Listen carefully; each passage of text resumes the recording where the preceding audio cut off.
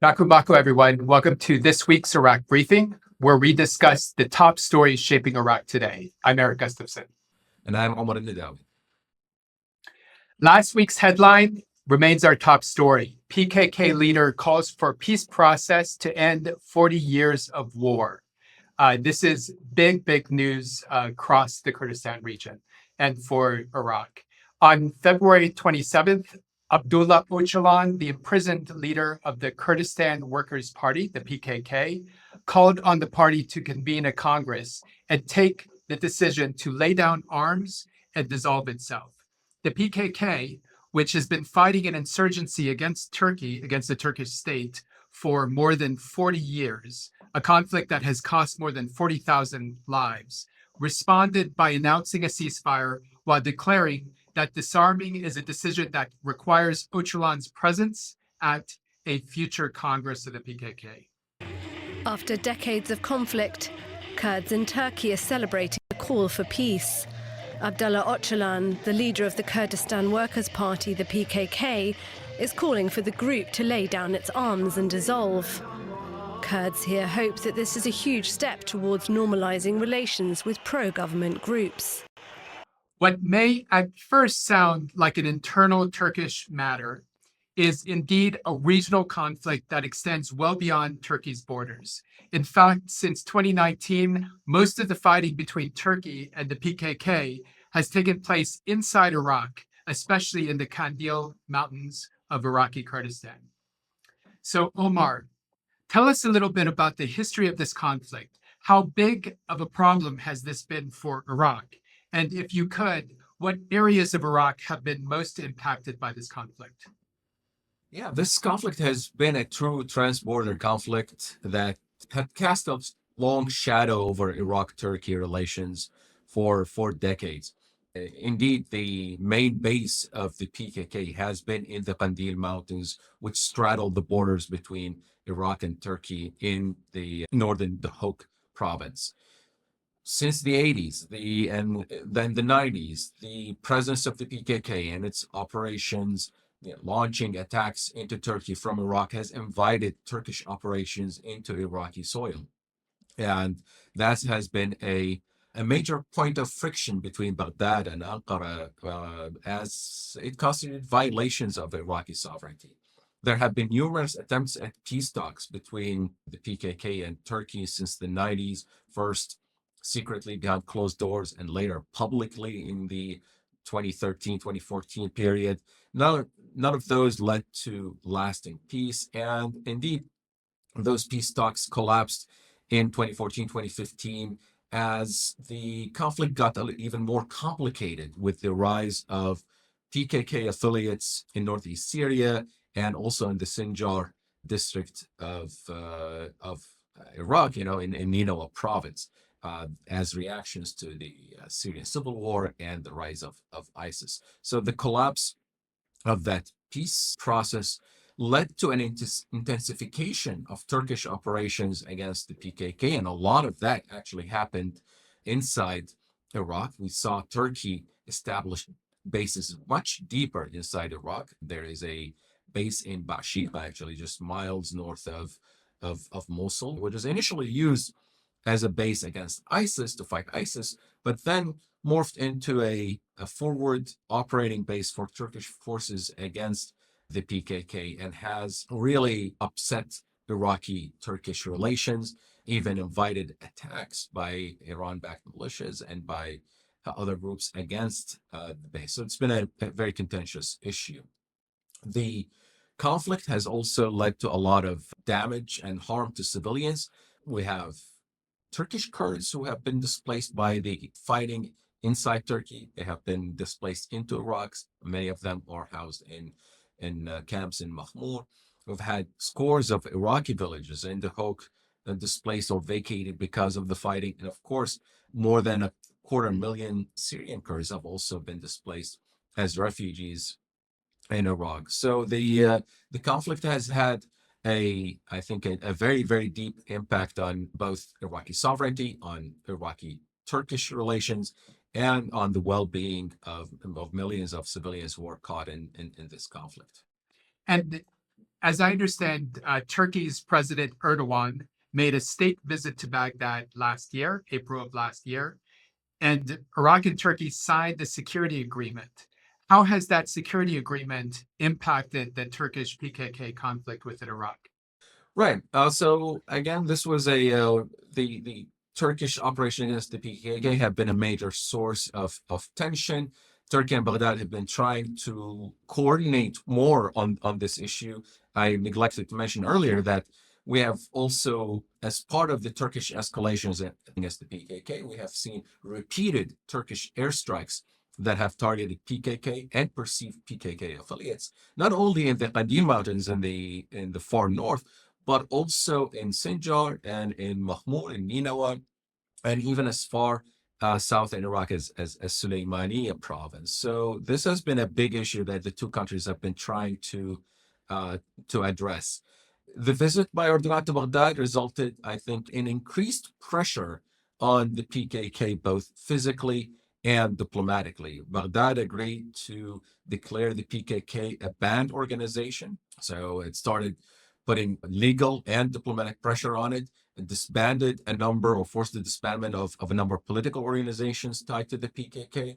And also Baghdad agreed to deploy additional border guards to the border zone with Turkey to prevent or to deny the PKK some of its freedom of movement in that region.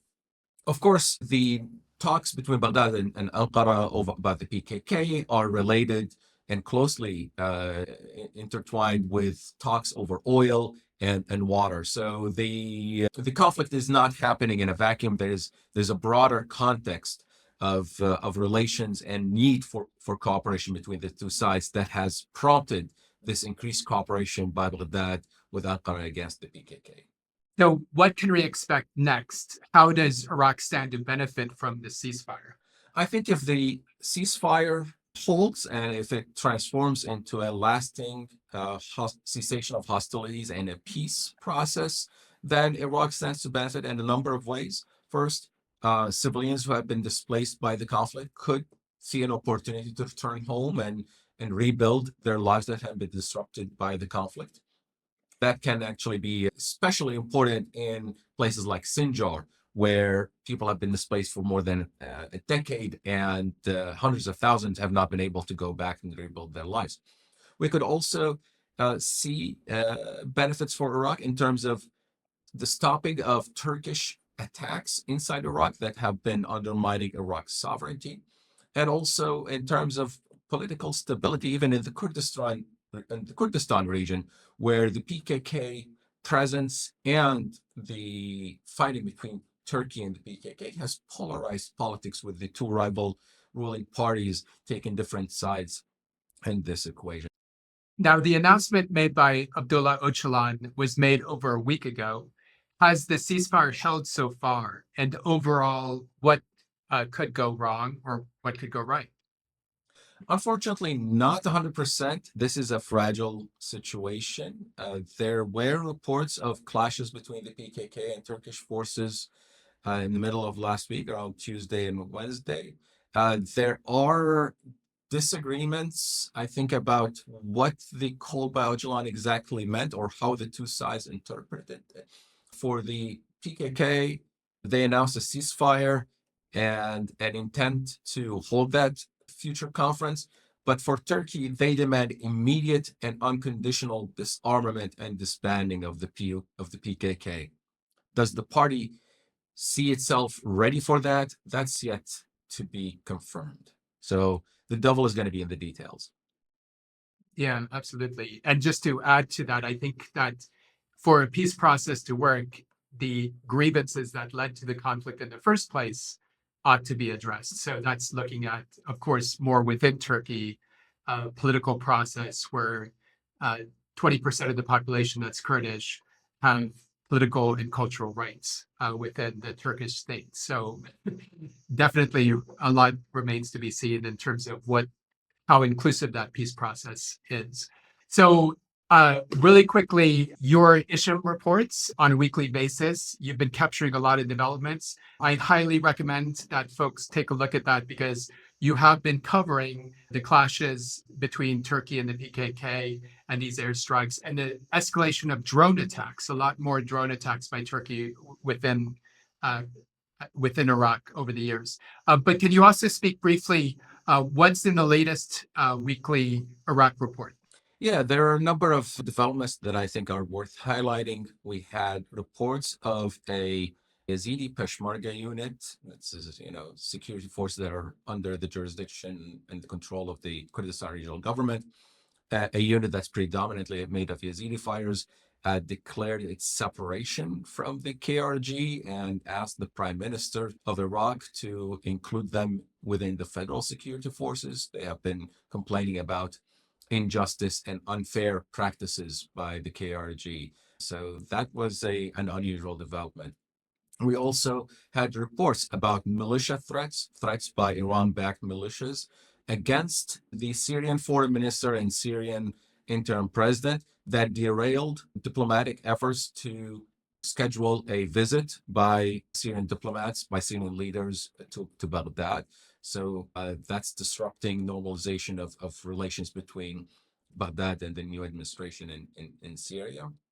In terms of energy developments, there is a development with Iraq building a pipeline to connect a future floating platform to receive natural gas imports from outside, and you connect that to the grid to be able to feed Iraq's power plants.